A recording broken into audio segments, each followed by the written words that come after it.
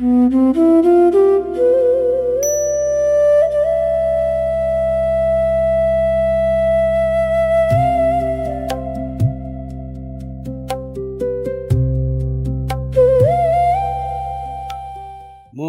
கரோதி வாசாலம் பங்கும் லங்கயதே கிரிம் யத்கிருபாதமகம் வந்தே பரமானந்த மாதவம் யம் பிரம்மா வருணேந்திர ருத்ரமருதக ஸ்துன்வந்தி திவ்யைஸ்தவைகை வேதைஷாங்கபதக்ரமோபனிஷதை காயந்தி யம் சாமகாஹ தியானாவஸ்திததத்கதேன மனசா பஷ்யந்தி யம் யோகினோ யஸ்யாந்தம் ந விதுசுராசுரகணா தேவாய தஸ்மை நமக தேவாய தஸ்மை நமக. 4வது அத்தியாயம் ஞான கர்ம சந்நியாச யோகம். 40வது ஸ்லோகம் படிக்கணும். அக்ஞஸ்சாஸ்ரத்ததானச்ச சம்சயாத்மா வினஸ்யதீம் நாயம் லோகோஸ்தி ந பரோம் ந சுகம் சம்சயாத்மனக. அஜ்ஞானசாஸ்திரத்தானச்ச சம்சயாத்மா வினஸ்யதீம் நாயம் லோகோஸ்தி ந பரோம் ந சுகம் சம்சயாத்மனக. 4வது அத்தியாயம் ஞான கர்ம சந்நியாச யோகம்.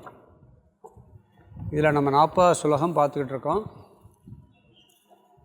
ஃபஸ்ட்டு ஞான மகிமை, அதாவது இந்த கூறப்பட்ட கருத்துக்களுடைய மகிமையெல்லாம் சொன்னார். பிறகு அவதார தத்துவம், பிறகு ஞான கர்ம சந்நியாச யோகங்கிற இந்த அத்தியாயத்தினுடைய தலைப்புக்கான விளக்கம் வந்தது. அதில் தான் கர்மத்தில் அகர்மம், அகர்மத்தில் கர்மம் எல்லாம் பார்த்தோம். அதுலேயும் பிறகு இன்னொரு ஸ்லோகம், முக்கியமான ஸ்லோகம் வந்தது, பிரம்மார்ப்பணம்ங்கிற ஸ்லோகம், எல்லாவற்றையும் பிரம்மனாக பார்த்தல். பிறகு ஞானத்தை அடைவதற்கு 12 சாதனங்கள் சொன்னார். அதில் முக்கியமான சாதனை ஞான யோகம். 11 சாதனை ஞானத்தை அடைவதற்கான சாதனை, மிச்சமெல்லாம் ஞானத்தை, ஞான யோகம்ங்கிறது ஞானத்தை அடைவதற்கு, 11 சாதனை அந்த ஞானத்தை அடைவதற்கு தகுதியை கொடுப்பதற்கான சாதனைன்னு சொன்னார். அதெல்லாம் சொல்லி முடித்த பிறகு இந்த ஞானத்தை எப்படி அடைய வேண்டும் அப்படிங்கிறதுக்கு என்ன சொன்னார்னு சொன்னால், குரு சிஷ்யனுடைய லட்சணத்தை சொன்னார். பணிந்தும் கேட்டும் பணிவிடை செய்தும் இந்த ஞானத்தை பெறுவாயாகன்னார். சிஷ்யனுக்கு அதில் ஒரு 3 லட்சணம் சொன்னார். அதாவது பணிவோடு இருத்தல், குருவுக்கு சேவை செய்தல், அவரிடம் சாஸ்திரத்தை கேட்டல். இந்த 3 சிஷ்யன் செய்யணும். குரு எப்படிப்பட்டவராக இருக்க வேண்டும்னா ஸ்ரோத்ரிய பிரம்மனிஷ்ட குருன்னார். குருவுக்கு முதல் லட்சணம், அவருக்கு ஒரு குரு இருக்கணும். அவர் நானே கண்டுபிடிச்சேன்னு சொல்லக்கூடாது. எந்த ஒரு குரு நானாக சுயமாக கண்டுபிடிச்சேன்னா அவர் தபஸ்வியாக இருக்கலாம், நல்ல தபஸ்வியாக இருக்கலாம், உயர்ந்த பண்புள்ளவராக இருக்கலாம், அவருக்கு நமஸ்காரம் பண்ணலாம், அவர்கிட்ட சாஸ்திரம் கேட்கக்கூடாது. ஏன்னா அவர் முறையாக படிக்காதனால முறையாக சொல்லித்தர தெரியாது. அதே நேரத்தில் சில பேர் ஞான நிஷ்டனாக இருப்பாங்க. அதாவது எப்படின்னா ஸ்ரோத்ரியனாக இருப்பாங்க, முறையாக கேட்டிருப்பார், அந்த ஞானம் உள்ளே சரியாக போயிருக்காது. ஆனால் பாடம் ஒழுங்காக சொல்லித்தர தெரியும், ஆனால் அவங்ககிட்ட சில பண்புகள் இருக்காது, சில ஒழுக்கமான முறைகள்லாம் இருக்காது. அவங்ககிட்ட கேட்டால் பாடம் கேட்கலாம், இது 2வது ஓரளவு கேட்கலாம் அவங்கக்கிட்ட. அதை விட பெஸ்ட்டு முறையாக பாடமும் கேட்டு அந்த ஞானத்தை நல்லா புரிஞ்சு அந்த ஞானத்தில் நிலை பெற்ற குருவாக இருந்தால் உத்தமம். அப்படிப்பட்ட குருவிடம் நீ சென்று அவரிடம் பணிவோடு இருந்து அவருக்கு பணிவிடை செய்து, சில பேர் நல்லா நமஸ்காரம் பண்ணுவாங்க, பணிவெல்லாம் இருக்கும், அவருக்கு சேவையெல்லாம் செய்வாங்க. சாஸ்திரத்தை சொல்லி கேட்டால் சொன்னார்னு வச்சுங்க ஓடி போயிடுவாங்க. கேட்குற புத்தியே இருக்காது. கேட்கணும், எனக்கு இதெல்லாம் சொல்லுங்கன்னு கேட்கணும். அர்ஜுனன் கேட்டார், அதனால் சொன்னார் கிருஷ்ண பரமாத்மா. அர்ஜுனனுக்கே பாருங்கள், எத்தனை வருஷம் கூட இருந்திருக்கார். ஏதாவது உபதேசம் பண்ணியிருக்கலாம், பண்ணாரா? பண்ணவே இல்லை. ஏன் பண்ணலைன்னா கேட்கலாமே, அதனால் சொல்லலை. குருகிட்ட போனாலும் கூட எனக்கு என்ன வேணும்னு கேட்கணும். இது சிஷ்யனுடைய தகுதி. பணிவு, பணிவிடை செய்தல், கேட்டல். குரு ஸ்ரோத்ரிய பிரம்மனிஷ்டன். அவரும் ஒரு குருவிடம் பாடம் முறையாக கேட்டிருக்க வேண்டும். கேட்ட பாடத்தை நன்கு புரிந்து அதில் நிலை பெற்றிருக்க வேண்டும். இப்படியெல்லாம் இருந்தால் நம்மளுக்கு ஞானம் கிடைக்கும்னு சொல்லிட்டு பிறகு ஞான பலனை சொன்னார். அதுக்கு முன்னாடி ஒரு அந்தரங்க சாதனைன்னு ஒரு 3 சாதனை சொன்னார். ஒருத்தன் எல்லா ஞானத்துக்கும் தகுதியெல்லாம் அடைஞ்சு ஞானத்துக்கு வந்தாச்சுன்னா கூட அவன் எப்படி இருக்கணும்னா, மற்ற சாதனைகள்லாம் செய்யலாம், சில சாதனைகள் செய்யலாம், சில சாதனைகள் செய்யாமல் இருக்கலாம். ஞானத்துக்கு வந்தவுடனே முக்கியமாக அவனுக்கு இருக்க வேண்டிய சாதனை ஸ்ரத்தை, நம்பிக்கை இருக்க வேண்டும். இவர் சொல்கிற சாஸ்திரத்தில் நம்பிக்கை இருக்கணும். இவர் சொந்த கருத்தை சொல்லலை, வேதத்தை சொல்கிறாரு. வேதத்தில் நம்பிக்கை இருக்கணும், சொல்கிறவர் மேலேயும் நம்பிக்கை இருக்கணும். பிறகு முழுமையாக தன்னை அந்த விஷயத்தில் ஈடுபடுத்தி கொள்ள வேண்டும், முமுட்சுத்துவம் இருக்க வேண்டும். பிறகு என்ன சொன்னார்னு சொன்னால், இந்திரிய கட்டுப்பாடு, இந்திரியங்களை ஒழுங்குபடுத்தியவனாக இருக்க வேண்டும். இதெல்லாம் கட்டாயம் செய்ய வேண்டிய சாதனைகள் சொல்லிட்டு பிறகு இப்படியெல்லாம் சொல்லி ஞானத்தை அடைஞ்சாச்சுன்னு சொன்னால் அவனுக்கு உடனடியாக மேலான சாந்தி கிடைக்குதுன்னு சொன்னார். பிறகு 40 இப்போ பார்க்குற சுலகம் இங்கே என்ன சொல்கிறாருன்னா, ஒரு 3 தோஷங்களையும் அதனுடைய விளைவையும் சொல்லுகின்றார். இப்போ அதை நம்ம பார்த்துக்கிட்டு இருக்கோம். 3 தோஷம் சொன்னார். அறியாமை, நம்பிக்கையின்மை, சந்தேகப்படுதல். இது 3 இருந்தால் நம்ம ஞானத்துக்கே வர முடியாது. முதல்ல அறியாமையோடு இருக்கான். அக்ஞக அஸ்ரத்ததான சம்சயாத்மான்னார். அக்ஞகன்னா அறியாமையில் இருப்பவன், அஸ்ரத்ததானக நம்பிக்கை இல்லாமல் இருப்பவன், சம்சயாத்மா சந்தேகத்துடன் இருப்பவன். இந்த 3மே இருக்கக்கூடாதுன்னார். ஞானத்துக்கு வரணும்னா முதல்ல அறியாமல் போகணும்.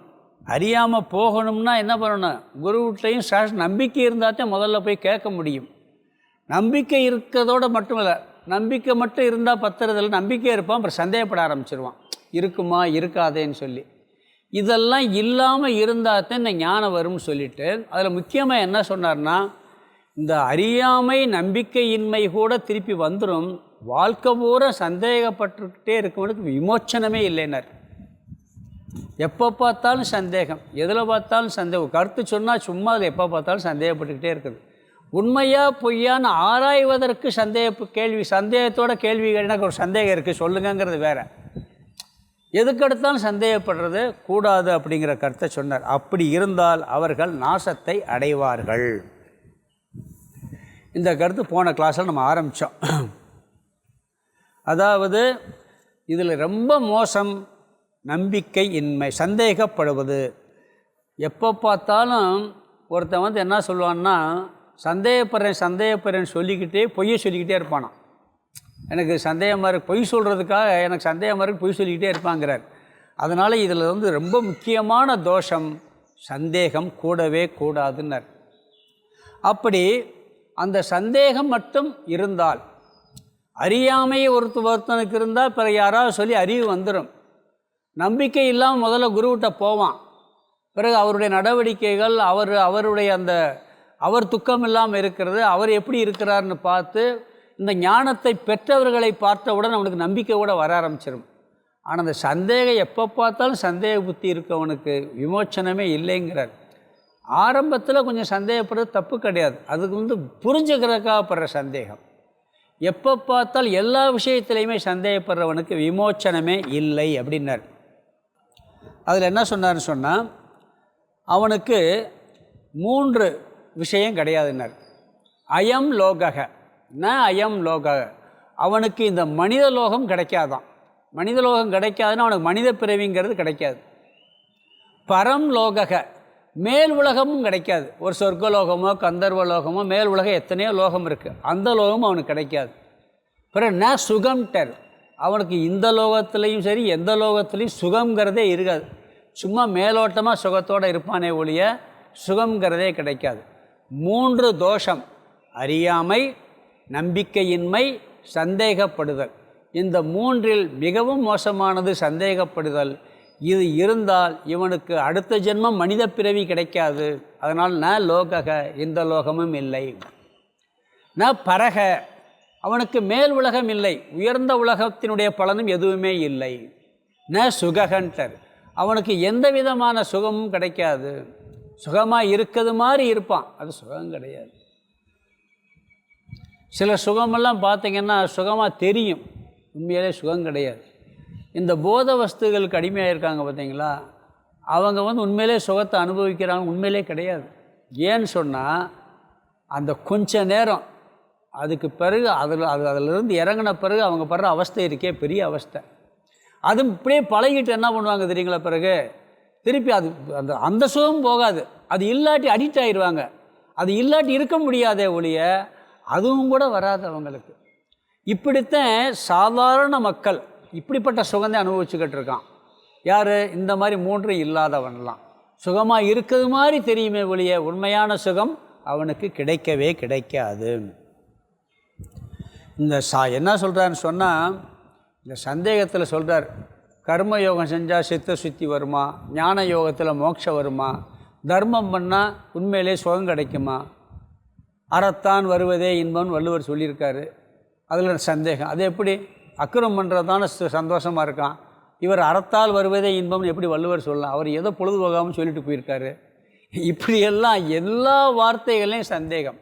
ஒரு உழைப்பு கூட வச்சுங்க, பிஸ்னஸ் பண்ண போவான், பண்ணால் இதில் லாபம் வருமா வராதா, பண்ணி நட்டமாயிட்டால் என்ன பண்ணுறது, இப்படியே சந்தேகம். தொழிலே பண்ண மாட்டான், வேலையும் செய்ய மாட்டான், எதுக்கெடுத்தாலும் சந்தேக புத்தி. இது ரொம்ப ரொம்ப டேஞ்சருங்கிறார். அதுக்காக கவனமாக இருக்கக்கூடாதுன்னு அர்த்தம் இல்லை. ஒருத்தரை பார்க்குறோம், எடுத்தோடனே முட்டாள்தனமாக நம்பிடுறதுன்னு அர்த்தம் இல்லை. கவனமாக இருக்கணும். கவனமாக இருக்கிறது வேறு, சந்தேகப்படாமல் இருக்கிறதுங்கிறது வேறு. ரெண்டும் கவனமாக புரிஞ்சுக்கணும் இதில். அதனால் என்ன சொல்கிறாருன்னு சொன்னால், சில பேர் சொல்லுவோம், அப்போ எல்லாத்தையும் நம்பி சந்தேகப்படாமல் பணத்தை கொடுத்துடலாமா அப்படின்னா அது வேறு. கவனமாக இருத்தல் என்பது வேறு, சந்தேகப்படுதல் என்பது வேறு. இந்த சந்தேகப்பட்டுக்கிட்டே இருந்தால் வாழ்க்கையில் எதுவுமே நடக்காது. அதனால் என்ன சொல்கிறாருன்னா, அவன் வேதாந்த விஷயத்தில் மட்டுமல்ல, இந்த இகலோக விஷயத்தில் கூட சந்தேகப்பட்டால் அவன் செயல்படவே மாட்டான்கிறார்.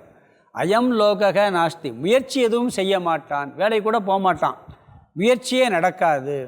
ஏன்னா அந்த முயற்சியினால் அவன் பலன் கிடைக்குமா கிடைக்காதுங்க, அதிலே சந்தேகம் வந்துடும். அதனால் என்ன சொல்கிறாருன்னு சொன்னால், இந்த சந்தேக புத்தி மிக மிக டேஞ்சர், கூடவே கூடாது அப்படிங்கிறார். ஒருத்தர் ஏழ்மையிலிருந்து முன்னேறி வர்றான்னு சொன்னால் அவருக்கு தொழிலில் முதல் நம்பிக்கை இருக்கும், அந்த தொழிலை பற்றிய அறிவு இருக்கும், அறியாமை இருக்காது. பிறகு இந்த சந்தேக புத்தியும் போயிருக்கும். ஒருத்தர் நல்ல முன்னேற்றம் அடைஞ்சவர் உலக வாழ்க்கையிலே பார்த்திங்கன்னா அதை பற்றிய அவர் எந்த விஷயத்தில் இறங்குறாரோ அதை தெளிவாக தெரிஞ்சுக்கிறார். அப்போ என்ன அர்த்தம், அதை பற்றி அறியாமல் போயாச்சு, நம்ம ஞான விஷயத்துக்கே வர வேணாம். பிறகு அதில் ஒரு சிரத்தை நம்பிக்கை இருக்கணும். பிறகு என்ன பண்ணுறது, அதில் எதுக்கு எடுத்தாலும் சந்தேகப்படுற புத்தி இருக்காது. இது 3 இல்லாமல் இருந்தால் உலகத்திலேயே நல்லா வாழ முடியுங்கிறார். ஒருத்தர் முன்னேறினவங்களை பார்த்தா அது 3மே இருக்கும், அவங்கள்ட்ட இருக்காது. அறியாமை இருக்காது, நம்பிக்கை இருக்கும், நம்பிக்கையின்மை இருக்காது, சந்தேகப்படுற புத்தி இருக்காது. இப்படி இருந்ததுன்னு சொன்னால் அவங்கள் முன்னேற்றத்தை அடைவார்கள். சந்தேகம் இருக்கும், சித்த சித்தி கூட அடைய மாட்டான், இந்த உலகத்தையும் அடைய மாட்டான், மேல் உலகத்தையும் அடைய மாட்டான், எந்த சுகத்தையும் அடைய மாட்டான். அஞ்ஞானத்தில் இருப்பவனுக்கு ஏதாவது சந்தர்ப்பம் கிடைத்தால் ஞானம் வந்துவிடும். நம்பிக்கை இல்லாதவனுக்கு கொஞ்சம் பழகி பார்த்தவன சரி, இல்லை நம்ம முதல் நம்பாமல் இருந்தால் இல்லை கரெக்டானவர் நம்பிக்கை வந்துடும். ஆனால் அறியாமையில் இருப்பவன், சந்தேகப்படுபவனுக்கு, எதற்கெடுத்தாலும் சந்தேகப்படுபவனுக்கு அவன் முன்னேறுவதற்கு வழியே இல்லை அப்படிங்கிறார். அது என்ன பண்ணுமா, இந்த எதுக்கெடுத்தாலும் சந்தேகப்படுறான் பாருங்கள், அந்த புத்தி கேன்சர் போல் உள்ளேருந்து ஆள் அழிச்சிருமா. மற்ற நோயெல்லாம் வெளியே தெரிஞ்சிடும், கேன்சர் இருக்கிறது வெளியே தெரியாது.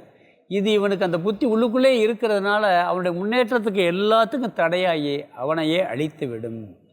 அதனால் இந்த சந்தேக புத்தி நீங்க வேண்டும். பல குடும்பங்களில் பல பிரச்சனைகளுக்கு காரணம் தேவையற்ற சந்தேகம். சில சந்தேகம் இருக்கலாம், தேவையற்ற சந்தேகம், எதற்கெடுத்தாலும் சந்தேகம். கணவன் மனைவிக்குள்ள, குழந்தைகளுக்குள்ள, நண்பர்களுக்குள்ள எல்லாருக்கும் ப்ராப்ளத்துக்கு காரணம்னா அதாவது அர்த்தமற்ற சந்தேகம், தேவையில்லாத சந்தேகம்லாம் ஆளவே அழிச்சிருதுங்கிறார். அவனுக்கு இந்த 3மே கிடைக்காதுங்கிறார். ந லோகக இந்த லோகம் இல்லை, ந பரக மேலுலகம் இல்லை, ந சுககன்டர் இந்த மூன்றுமே அவனுக்கு இல்லை. எல்லா விதமான துக்கத்திற்கும் சந்தேகம்தான் காரணம் சொல்லி இந்த கருத்தை முடிச்சுட்டு 2 ஸ்லோகத்தில் இந்த அத்தியாயத்தை நிறைவு பண்ணுறாரு. இந்த ஸ்லோகத்துக்கு அர்த்தத்தை பார்த்துடலாம். அக்ஞக முதல் வார்த்தை. அக்ஞகன்னா அறியாமையில் இருப்பவன். ஸ்லோகம் 40 முதல் வார்த்தை. அக்ஞக அறியாமையில் இருப்பவன். அஸ்ரத்த தானச்ச நம்பிக்கை இல்லாதவன். அறியாமையில் இருப்பவன் நம்பிக்கை இல்லாதவன். சம்சயாத்மா சந்தேகத்துடன் இருப்பவன். சம்சயாத்மா சந்தேகத்துடன் இருப்பவன் வினஸ்யதி நாசத்தை அடைகிறான். இந்த 3 இருந்தால் அவன் அழிவை அடைந்து விடுவான். முதல் வரியில் சொல்லிவிட்டு அடுத்த வரியில் பாருங்கள், கடைசி வார்த்தை சம்சயாத்மா. இந்த முதல் வரிலையும் சம்சயாத்மான்னு ஒரு வார்த்தை இருக்குது. அதை திருப்பி ஸ்பெஷலாக சொல்கிறார். ஏன்னா அது ரொம்ப ரொம்ப இம்பார்ட்டன்ட். அது இருக்கவே கூடாதுங்கிறதுக்காக முதல் வரிலையும் சம்சயாத்மான்னு சொல்லிட்டார். சந்தேகப்படுபவன், அறியாமையில் இருப்பவன், நம்பிக்கை இல்லாதவன் நாசத்தை அடைகிறான்ட்டார். 2வது வரி கடைசி வார்த்தை சம்சயாத்மா. அந்த சந்தேகத்தில் இருப்பவன் அவனுக்கு என்னென்னலாம் தோஷம் வருதுன்னு கேட்க சொல்கிறார். ந அயம் லோகக, அயம் லோகக ந அஸ்தின்னு இருக்குது கடைசியில். நாயம் லோகக அஸ்தி. அதை பிரித்தோம்னா அயம் லோகக ந அஸ்தின்னு போட்டுக்கிறோம். இந்த லோகம் கிடையாது, நாஸ்தி. நாஸ்தின்னா அஸ்தினா நாஸ்தி, கிடையாது. இந்த உலகம் கிடையாதுன்னா இந்த லோகத்தில் பிறக்கணும் மனித பிறவி தான் உயர்ந்தது. இந்த மனித பிறவி அவனுக்கு அடுத்து கிடைக்காது. இகலோகம். பிறகு ந பரக. ந பரகன்னா மேல் உலகமும் இல்லை, மேல் உலகமும் கிடையாது. பிறகு ந சுகம். இங்கே இருக்கும்போதே அவனுக்கு சுகமும் கிடையாதுன்ட்டு. அவனுக்கு இருக்கும்போதே எப்போ பார்த்தாலும் சந்தேகப்பட்டுக்கிட்டு இருக்கவன் நிம்மதியாக இருப்பானா? நிம்மதியாக இருக்க மாட்டான். அதனால் சுகம். இந்த 3மே அவனுக்கு கிடையாது. இந்த 3 தோஷங்களுடன் இருப்பவன் நாசத்தை அடைகிறான். அதில் முக்கியமான தோஷம் சந்தேக புக்தி. அவனுக்கு இகலோகம் இல்லை, பரலோகம் இல்லை, இங்கே இருக்கும் பொழுதும் சுகமும் இல்லைன்னு சொல்லி இந்த அத்தியாயத்தை நிறைவு பண்ணி அடுத்த 2 ஸ்லோகத்தில் முடிவுரையாக சில கருத்துக்கள் சொல்கிறாரு. ஸ்லோகம் 41 படிக்கலாம். யோக சந்யஸ்த கர்மாணம் ஞான சஞ்சின்ய சம்சயம் ஆத்மவந்தம் ந கர்மாணி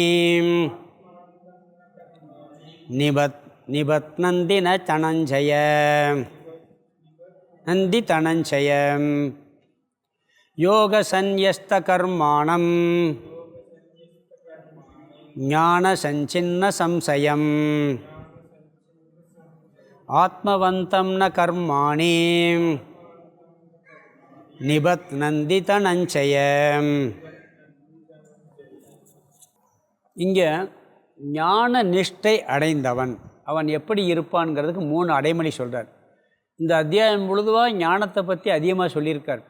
ஞான கர்ம சந்நியாச யோகம். அப்படி ஞானத்தை அடைந்தவன், ஞானத்தை அடைந்து அதில் நிலை பெற்றவனுடைய நிலையை சொல்லி அவனுக்கு பலன் சொல்கிறார். அவனை எந்த கர்மமும் பந்தப்படுத்தாது அப்படின்னு சொல்கிறார்.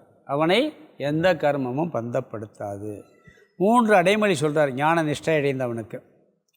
யோக சந்யஸ்த கர்மாணம். முதல் வரி முதல் வாக்கியம். யோகம்னா இங்கே ஆத்ம ஞானம், எல்லாம் பிரம்மம் என்ற ஞானம். எல்லாம் பிரம்மம் என்ற ஞான யோகத்தினால் யோகம். சந்யஸ்த கர்மாணம் எல்லா செயல்களையும் விட்டுவிட்டவன், துறந்து விட்டவன், எல்லா கர்மத்தையும் விட்டுவிட்டவன். இவனுக்கு எல்லாம் பிரம்மன், அனைத்தும் பிரம்மன் என்ற ஞான யோகம். அந்த ஞான யோகத்தை இவன் பெற்றதனால் இவன் எல்லா கர்மங்களையும் விட்டுவிட்டான். எல்லாத்தையும் விட்டுவிட்டு அப்படியே போயிட்டான்னு அர்த்தம் இல்லை. ஞான கர்ம சந்நியாஸ், அறிவினால் எல்லா கர்மங்களையும் துறந்தவன், நான் செய்யவில்லை என்ற அகங்காரத்தை துறந்தவன். அவனுக்கு என்ன செஞ்சாலும் ஒன்று செயலவே விட்டுருப்பான். என்ன செயல் செஞ்சாலும் அகங்காரத்தை துறந்தவன், நான் செய்கின்றேன் என்ற அந்த அகங்காரத்தை துறந்தவன், எல்லா கர்மங்களையும் துறந்தவன், நான் செய்கின்றேன் என்ற பாவனையை துறந்தவன். இது முதல் லட்சணம். 2வது லட்சணம் ஞான சம்சின்ன சம்சயம். சம்சயம் சந்தேகங்கள், அனைத்து சந்தேகங்களையும் ஞானம் இந்த ஆத்ம ஞானம் அல்லது ஜீவ ஈஸ்வர ஞானம் என்ற ஞானத்தினால் சம்சின்னம் நீக்கிவிட்டான். அவனுக்கு அனைத்து விதமான சந்தேகங்களும் நீங்கிவிட்டது. கடவுள் இருக்காரா இல்லையா, ஞானத்தினால் மோட்சம் அடைய முடியுமா முடியாதா, அடுத்த பிறவி இருக்கா இல்லையா, இதெல்லாம் நம்பலாமா நம்ப முடியாதா, இப்படி தத்துவ ரீதியாக வரக்கூடிய ஆன்மீக விஷயங்கள் ஏற்படக்கூடிய அனைத்து சந்தேகங்களையும், சம்சயம் எல்லா சந்தேகங்களையும் ஞானத்தினால் சம்சின்னம் வெட்டப்பட்டு விட்டது. எல்லா சந்தேகம் ஞானத்தினால் வெட்டப்பட்டு விட்டது அல்லது நீக்கப்பட்டு விட்டது இவனுக்கு. அப்போ இவனுக்கு சந்தேகமே கிடையாது. இந்த ஞானத்தினால் இன்னொரு பலன் என்ன, அகங்காரத்தை துறந்து விட்டான். செயல்களை உண்மையிலே விட்டு விடுவான். கடமையில் இல்லாதவனாக இருந்தால், கடமையில் இருப்பவனாக இருந்தால் நான் கர்த்தா என்ற புத்தியை நீக்கிவிட்டான். அதுதான் ஞான கர்ம சந்நியாசம்னு பார்த்தோம் நம்ம இதுக்கு முன்னாடி. பிறகு ரெண்டாவதுல முதல் வார்த்தை ஆத்மவந்தனம். இவன் தன்னிடத்திலேயே இருப்பவன். நம்மளாம் வேறு இடத்துலையே இருக்கோம், நம்ம இடத்துலையே இருக்கோம். இவன் தன்னிடத்திலேயே இருப்பவன்னா இவனுடைய புத்தி எப்பொழுதும் ஆத்மஸ்வரூபத்தில் இருக்கும். இந்த ஞானத்திலேயே இருப்பவன் அனாத்மாவில் அதிகமாக கவனம் செலுத்தாதவன், ஆத்ம விஷயத்தில் கவனம் உள்ளவன். அனாத்ம விஷயத்தில் மேலோட்டமாக விவகாரத்துக்கு வச்சிருப்பான். உண்மையிலேயே இவனுடைய புத்தி எல்லாம் ஆத்மஸ்வரூபத்திலே இருக்கும். அப்போ இவனுக்கு ஞான நிஷ்டனுக்கு 3 லட்சணம் சொல்கிறார். ஞானத்தினால் என்ன அடைஞ்சிருக்கான், கர்மத்தை விட்டவன், ரெண்டாவது சந்தேகத்தை அழித்தவன், எப்பொழுதும் தன்னுடைய சொரூபத்திலேயே இருப்பவன். இவனுக்கு என்ன பலன் கிடைக்குதாம்னா கர்மனே நிபத்னந்தி தனஞ்சய. தனஞ்சய அர்ஜுனா, அர்ஜுனா, கர்மணி கர்மங்கள் என்ன கர்மங்கள், பாப கர்மங்கள், புண்ணிய கர்மங்கள். இந்த அனைத்து கர்மங்களும் ந நிபத்னந்தி பந்தப்படுத்துவது இல்லை. அவனுக்கு பாப கர்மமோ புண்ணிய கர்மமோ அவனை எதுவும் செய்யாது. பாப கர்மம் பந்தப்படுத்தாமல் இருக்கட்டும், புண்ணிய கர்மம் பந்தப்படுத்தட்டுமே. என்ன புண்ணிய கர்மம் இருந்தாலும் என்ன பண்ணுவோம், பிறந்துருவோம், மீண்டும் பிறப்போம் அல்லது சொர்க்கலோகம் போயிடுவோம். அதுக்கு முடிவே கிடையாது. சொர்க்கலோகம் போனால் என்ன ஆகும், திருப்பி பூலோகத்துக்கு வருவோம். பிறகு இங்கே என்ன ஆகணும், பிறகு பாவ புண்ணியத்தை செய்வோம், பிறகு மீண்டும் பிறப்பு. இவனுக்கு இந்த ஞான நிஷ்டை அடைந்தவனுக்கு எந்த கர்மமும் புண்ணிய பாபங்கள் பந்தப்படுத்துவது இல்லை. தர்ம அதர்மங்கள், புண்ணிய பாபங்கள், சுகதுக்கங்கள் பந்தப்படுத்துவதில்லை. புண்ணிய தர்மத்தினால் அவனுக்கு புண்ணியம் கிடைக்கும், அந்த புண்ணியத்தினால் சுகம் கிடைக்கும். தர்மம் டு புண்ணியம், புண்ணியம் டு சுகம். அந்த சுகத்துக்கு அடிமையாவதில்லை.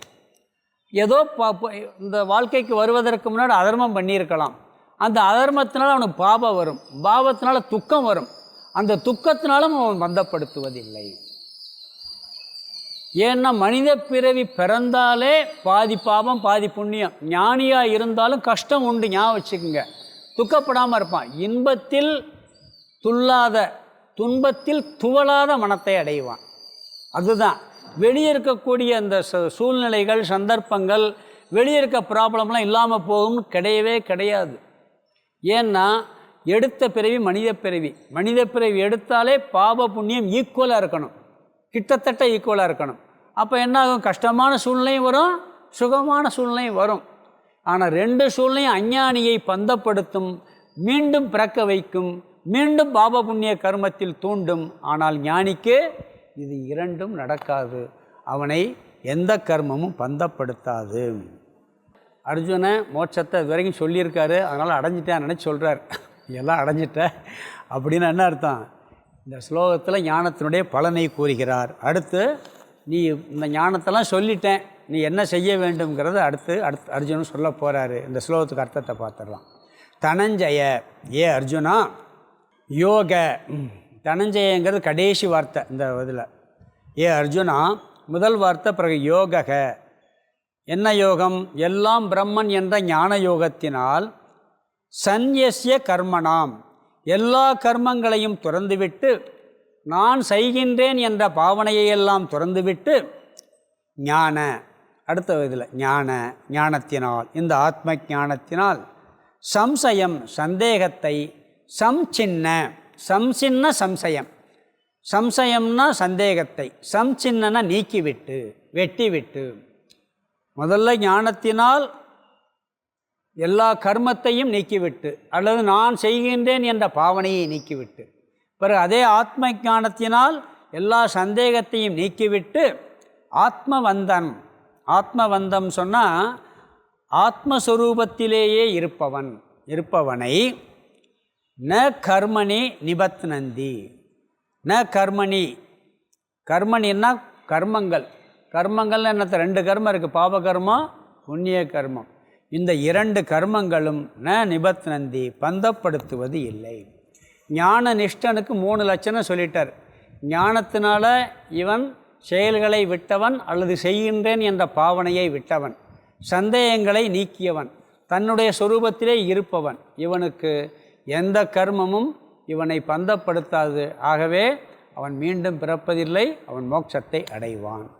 கடைசியாக 42வது ஸ்லோகத்தில் நிறைவுரை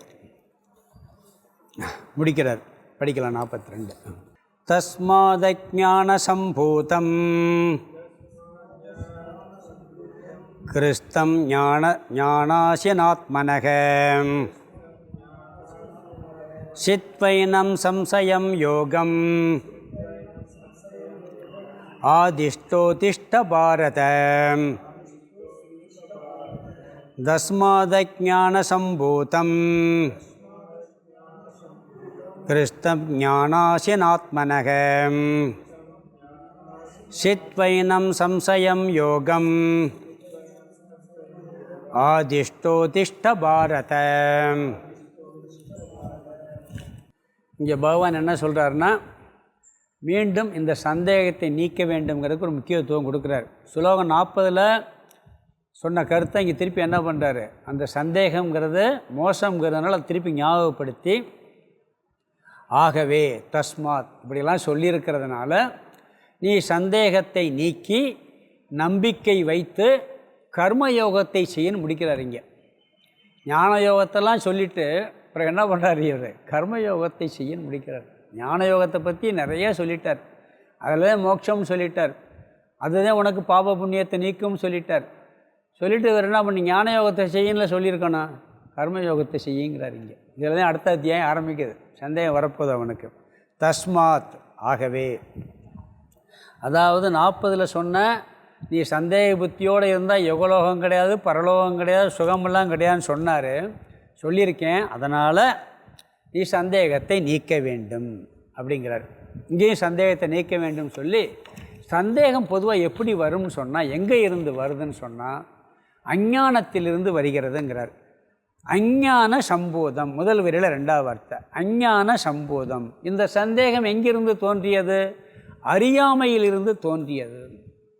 சரியான அறிவு இருந்தால் சந்தேகப்பட மாட்டான், அறிவு சரியாக இல்லைங்கிறதெல்லாம் சந்தேகம் வர்றான். அந்த சந்தேகம் எங்கே போய் உட்காந்துருக்கு, வெளியெல்லாம் இல்லை, உன் ஹிருதயத்தில் இருக்குங்கிறார். அது என்ன, கிருஸ்தம்ங்கிறார். புத்தியில், உன்னுடைய மனதில், கிருஸ்தம் உன்னுடைய மனதில் இருப்பது. இந்த சந்தேகம் அறியாமையிலிருந்து தோன்றி நம் மனதில் இருக்கின்றது, வெளியே இல்லை. ஒருத்தன் ஏதாவது பேசலாம் வெளியே, அவன் பாட்டுக்கு அவன் பேசுகிறத பேசிக்கிட்டு இருப்பான். உண்மையாகவும் பேசுவான், பொய்யாகவும் பேசலாம். அவன் உண்மை பொய்யுங்கிறது யார்கிட்ட இருக்குது, எடுத்துக்க நம்ம கையில் தான் இருக்குது. நீ சந்தேகப்பட்டேன்னா அவன் உண்மையை பேசினாலும் பொய்ன்னு நினைப்போம், அப்படி தான் நினைப்போம். அப்போ நம் ஹிருதயத்தில் இந்த சந்தேகம் இருக்கிறது. அவன் பேசுகிறதை பற்றி ஒருத்தன் பேசிக்கிறதுக்கான அதை பற்றி சரியாக புரிஞ்சுக்கிறல, அறியாமை. அங்கே அறியாமையிலிருந்து தோன்றிய சந்தேகம் நம் மனதில் இருக்கின்றது, நம்ம புத்தியில் இருக்குங்கிறார். பிறகு என்ன சொல்கிறாருன்னா, இந்த சந்தேகம் எதை பற்றியது, இங்கே உள்ள சந்தேகம் எதை பற்றியதுன்னு சொல்கிறாருன்னு சொன்னால், ஞானாசின ஆத்மனக. ஆத்மனகன்னா தன்னை பற்றியது.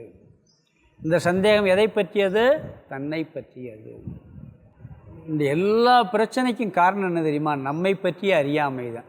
பகவான் கீதையில் 2வது அத்தியாயத்தில் ஆரம்பிக்கும் போது என்ன சொல்கிறார், நாம் யாருங்கிறது நம்மளுக்கு தெரியலை, நம்முடைய உண்மை ஸ்வரூபம் தெரியலை. இந்த அறியாமை தான், இந்த அறியாமை தான், இந்த சந்தேகம்தான் நம்மளுக்கு இருக்குது. இதை பற்றிய சந்தேகத்தை நாம் நீக்க வேண்டும். அது எப்படி நீக்கன்னு சொல்கிறான்னு சொன்னால், ஞானாசினக, ஞானம் என்ற வாளினால் சித்வா, வெட்டி. இதெல்லாம் என்ன பண்ணணும், ஞானம் என்ற வாளினால் வெட்டி அல்லது நீக்கி ஏனம் சம்சயம் இந்த சந்தேகத்தை ஞானம் என்ற வாளினால் வெட்டி நீக்க முடியும், நீக்க வேண்டும்ங்கிறார். நீக்கிட்டு என்ன செய்யணும்? யோக ஆதிஷ்ட கர்மயோகத்தை செய்ய கடவாய். ஞானத்தை பெற்றுட்டு நீ சன்னியாசியா போன்னு சொல்லணும். இவர் என்ன சொல்கிறாரு? நீயே யோகத்தை செய்வாய், கர்மயோகத்தை செய்வாய், கர்மயோகத்தை செய்ய கடவாயின்னு சொல்லிவிட்டு அடுத்து என்ன சொல்கிறாருன்னு சொன்னால், நீ கர்மயோகத்தை செஞ்சு சித்த சுத்தி வந்து அதுக்கு பிறகு ஞானத்தை அடைஞ்சு மோட்சத்தை அடையணும். உனக்கு இன்னும் சித்த சுத்தியே சரியாக வரல, நீ போய் நேரடியாக ஞானத்தெல்லாம் அடைய முடியாதுங்கிறதுக்காக சொல்கிறார் அவர். ஏன்னா இது இந்த சந்தேகம் எல்லாம் அனாதி காலமாக இருக்குது, உடனே போயிடுறதில்ல. அதனால் நீ கர்மயோகம் செஞ்சு மனசை சித்த சுத்தி ஆக்கி பிறகு ஞான யோகத்துக்கு மோட்சத்தை அடையணும். அதனால் என்ன சொல்கிறார்? இப்போதைக்கு நீயே கர்மயோகத்தை செய்யின்ட்டு அடுத்த ஒரு வார்த்தை சொல்கிறார். உத்திஷ்ட பாரத, எழுந்திரு அர்ஜுனான்ட்டார். அவன் என்ன பண்ணி தேர்தட்டில் எப்படி உட்காந்துருக்கான்? சண்டை போட மாட்டேன்னு உட்காந்துருக்கான். இவனுக்கு ஞானத்தெல்லாம் போதிச்சிட்டார். போதிச்சுட்டு என்ன பண்ணுறார்? கர்மயோகத்தை செய்யினார். உட்காந்துருந்தால் கர்மயோகத்தை செய்ய முடியுமா? செய்ய முடியாது. இங்கே கர்மயோகம் என்ன? போர் செய்யணும். இங்கே இவனுக்கு கர்மயோகம் எது? கடமை எது? போர் செய்ய வேண்டியது. அதனால் உத்திஷ்ட பாரத, எழுந்திருங்கிறார். எதுக்கு எழுந்திருக்க சொல்கிறாரு?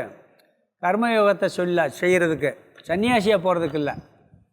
உத்திஷ்ட பாரத, அங்கே முதல்ல யோகம் என்ன சொல்லியிருக்கார் பாருங்க. முதல் வார்த்தை யோகம் ஆதிஷ்ட, கர்மயோகத்தை செய்ய கடவாய்.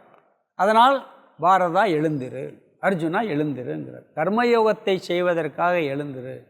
இவன் இந்த கேள்வியெல்லாம் எது கேட்டுக்கிட்டு இருக்கான்னு தெரியுமா? சண்டை போடாமல் எப்படியாவது சாமியாராக போயிடலாம்னு நினச்சி கேட்டுக்கிட்டு இருக்கான். ஒவ்வொரு அத்தியாயத்துலேயும் 2வது அத்தியாயத்தில் ஆரம்பித்து 3வது அத்தியாயம் 4வது அத்தியாயம் வரைக்கும் அவனுடைய புத்தி எப்படி போகுதுன்னா, எப்படியாவது சண்டை போடக்கூடாது, கிருஷ்ணரை சமாதானப்படுத்தி பேசாமல் போகிற நிப்பாட்டிட்டு போயிடணும். இவன் வரும்போது எப்படி வந்தான் தெரியுமா? சண்டைக்கு வரும்பொழுது தர்மர் யோசிச்சாராம். சண்டை எப்படி போய் நம்மளுக்குள்ளே எதுக்கு சண்டை போடணும்னு யோசிச்சாராம். பயங்கர கோபம் வந்துருச்சான். திட்டினான் நான் தர்மரை, உனக்கெல்லாம் இருக்கா? அரண்மனையில் பட்ட அவமானமெல்லாம் உனக்கு ஞாபகம் இல்லையா? அப்படி இப்படின்னு சொல்லி அவர் நல்லா தூண்டி விட்டு வந்திருக்கான். இப்போ இவன் என்ன பண்ணிக்கிட்டு இருக்கான்? சண்டை போடக்கூடாதுன்னு உட்காந்துருக்கான். இவனுக்கு என்ன ஆகிப்போச்சு? நேரம் பார்த்தவொன்னே பாசமெல்லாம் உட்காந்துருக்கு. ஞானத்தெல்லாம் போதிச்சிட்டாரு. சரி, ஞானத்தை போதிச்சு இவ்வளோ தூரம் சொல்லி கர்மத்தையெல்லாம் துறக்கணும்னு சொல்லி போட்டு நீ திருப்பி கர்மத்தை செய்யுன்னு சொல்கிறாரே, அப்போ உனக்கு என்ன வரும்? குழப்பம் வருமா வராதா? அதனால் அடுத்த அத்தியாயத்தில் அந்த கேள்வியை கேட்க ஆரம்பிக்கிறான். அடுத்த அத்தியாயத்தில் இந்த கடைசி ஸ்லோகத்தின் அடிப்படையில் அடுத்த அத்தியாயத்தில் ஒரு சந்தேகம் வருது. அந்த சந்தேகத்துக்கு பதிலாக 5வது அத்தியாயம் சந்நியாச யோகம். இதோட இந்த அத்தியாயம் முடியுது. இந்த ஸ்லோகத்துக்கு அர்த்தத்தை பார்த்துடலாம். தஸ்மாத் அஜ்ஞான சம்போதம், தஸ்மாத் ஆகவே, அஜ்ஞான சம்போதம் அஞ்ஞானத்திலிருந்து தோன்றிய, ஆகவே அஞ்ஞானத்திலிருந்து தோன்றிய, எங்கே தோன்றியிருக்கிறது? கிறிஸ்தம், புத்தியில் இருக்கின்ற, மனதில் இருக்கின்ற, ஆத்மனக, ஆத்மாவை பற்றிய, தன்னை பற்றிய, ஆத்மனங்கிறது ஞானாசின ஆத்மனக கடைசி வார்த்தை, தன்னை பற்றிய, அதுக்கு 2வது விரலில் சித்த ஏனம் சம்சயம், அதை பிரித்தோம்னா சித்த வைனம் சம்சயம் இருக்குது. சித்த ஏனம் சம்சயம், அதை சித்வா ஏனம்னு பிரிக்கணும். சித்வா ஏனம் சம்சயம்.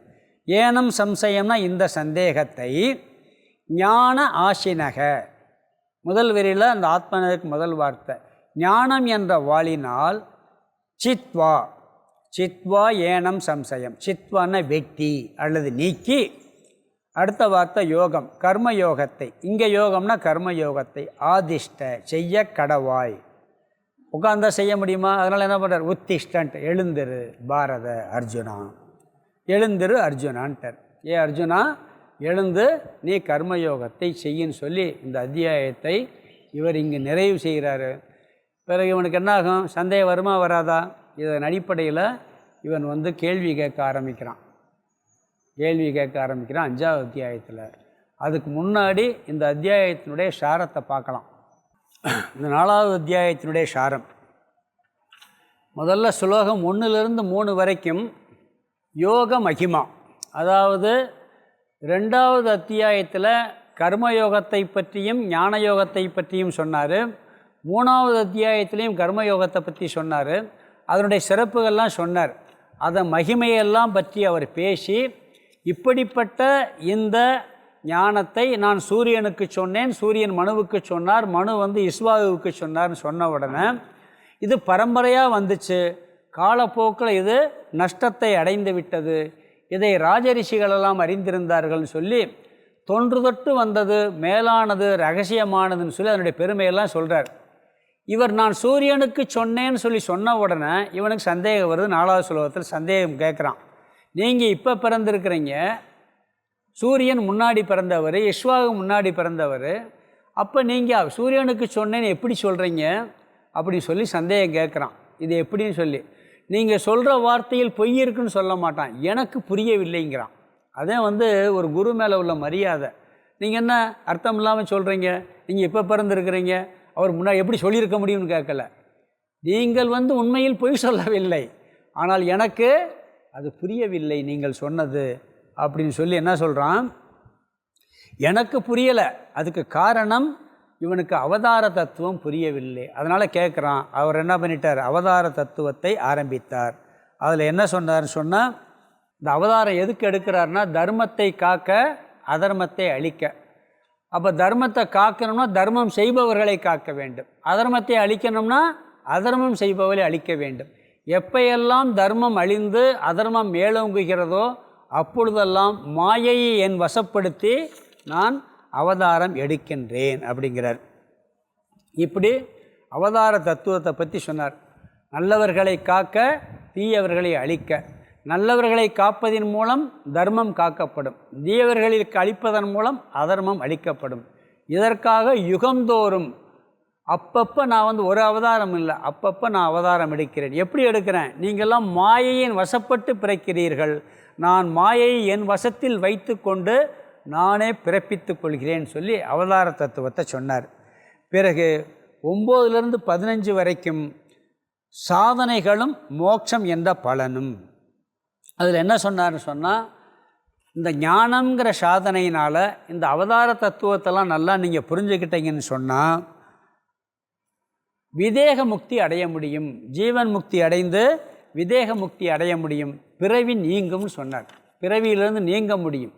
பிறகு இங்கே வாழும் பொழுதே முக்கியமான ஒரு பலன் சொல்ற, பயமற்று இருப்பானாம். நம்ம எல்லாரும் எதுக்கெடுத்தாலும் பயந்துக்கிட்டு இருக்கோம். மரணத்தை கண்டு பயம், மரண பயம்ங்கிறது நீங்கிறதே கிடையாது.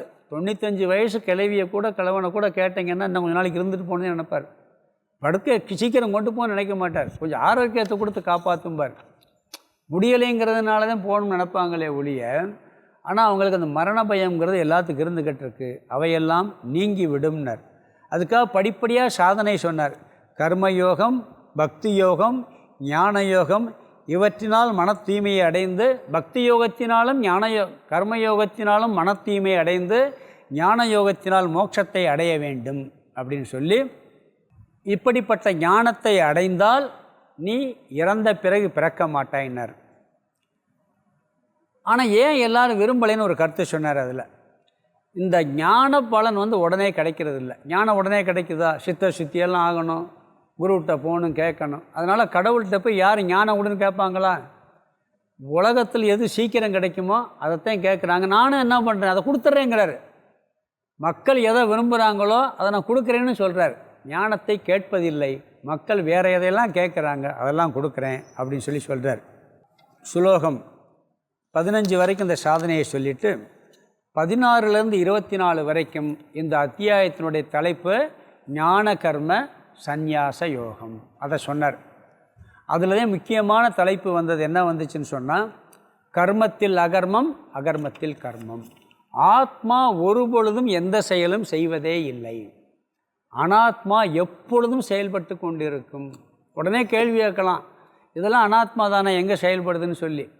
இந்த வீடு மரம் எல்லாம் உள்ள நிறைய ஆக்ஷன் நடந்துக்கிட்டே இருக்குது. அதுக்குள்ளே ஒரு மாற்றம் நடக்குது. நடக்கலைன்னு வச்சுக்க, இது இப்படியே விட்டோம்னா 1000 வருஷங்கள் சேர்ந்த கட்டடம் அப்படியே இருக்குமா? இருக்காது. ஏன்னா உள்ள ஒரு மாற்றம் நடக்குது. எல்லா அனாத்மாவும் செயல்பட்டு கொண்டு தான் இருக்கும். நீ செயல்படாத அனாத்மாவில் செயலை பார்க்க வேண்டும். ஆத்மா நான் செயலற்று இருக்கேன்னு நினச்சிக்கிட்டு இருக்கீங்க. ஆத்மா வந்து செயல்படுறதா நினச்சிக்கிட்டு இருக்கீங்க. ஆத்மா எப்பொழுதும் செயல்படுவதில்லை. உதாரணம்லாம் பார்த்தோம். மரம், வண்டியில் ட்ரெயினில் போகும்போது மரம் நிற்கிது, ஆனால் ட்ரெயின் தான் போகுது. நம்ம என்ன நினைக்கிறோம்? மரம் நகழுதுன்னு நினைக்கிறோம். இதை விட பெஸ்ட்டு எக்ஸாம்பிள் சூரியன், பூமி தான். இப்போ நம்ம எவ்வளோ வேகத்தில் சுற்றிக்கிட்டு இருக்கோம் தெரியுமா?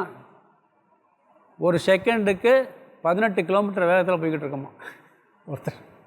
பூமி அவ்வளோ ஸ்பீடில் சுற்றிக்கிட்டு இருக்கு. அதோட சூரியன் சுற்றுற வேகம் இன்னும் பயங்கரம். எத்தனையோ 1000 மைல் வேகத்தில் போய்கிட்டு இருக்கோம். இந்த சூரிய மண்டலமே எத்தனையோ லட்சக்கணக்கான மைல் வேகத்தில் போய்கிட்டு இருக்கான். ஆனால் நம்ம போகிற மாதிரியே தெரியுது? தெரியலை. சூரியன் நிற்கிது, ஆனால் காலையில் நம்ம இன்னைக்கு உதிக்குதுங்கிறோம், மறையுதுங்கிறோம். சூரியன் நகழுதா? நகலலை. நகலாத சூரியனை நகழ்வதாக பார்க்கிறோம். பொய்யில் தான் எல்லா விவகாரம் நடக்குது.